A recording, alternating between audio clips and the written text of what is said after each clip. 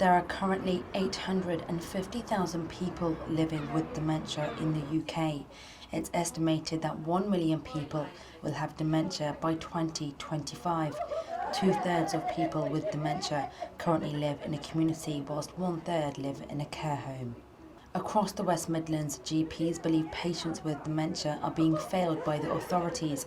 A poll by the Alzheimer's Society revealed that the majority of doctors across the region believe adult social services were not giving enough support and attention to dementia patients, putting the pressure on their relatives at home.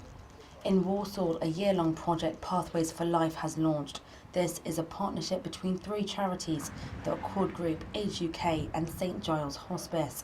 Helen Reeves, a clinical nurse manager at St Giles Hospice, believes this joint collaboration will identify areas for improvement at care homes and provide a positive outcome for customers and their families.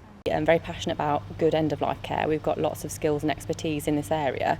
So to collaborate with people like Pathways for Life, whose expertise is dementia, is an excellent way for us to share our knowledge into care homes to improve people's end-of-life care.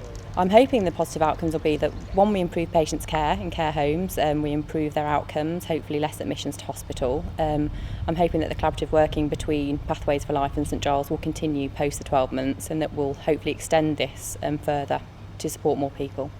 As part of this project, Sophie Meredith has been appointed as one of the dedicated workers across the region to support dementia and end-of-life care for patients living at residential homes.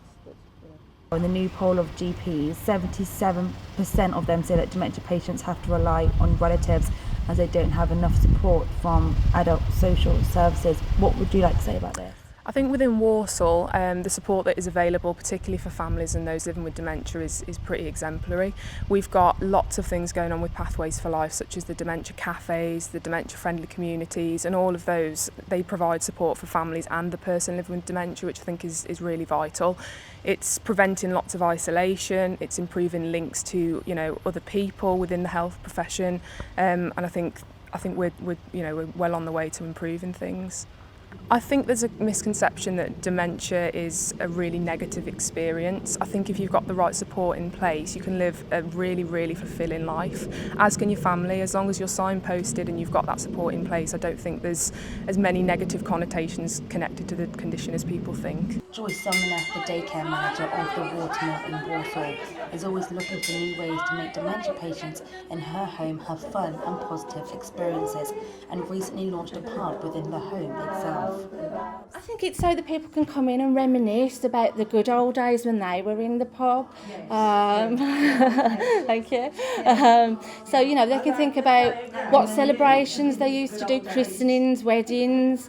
They were all held in the pub. It's a positive experience. He seems to really enjoy it in here, even he can't really communicate, but he seems to enjoy it. He enjoys the company, and when people laugh, he seems to like coming in here. It's a fantastic place, the Watermill.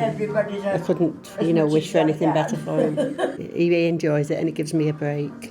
The Alzheimer's Society is calling on the government to set out how the Prime Minister's challenge on Dementia 2020 will be actioned, and urges voluntary services to work together to help alleviate the burden that families face when receiving a diagnosis of dementia, and to provide greater support for dementia patients through projects such as Pathways for Life.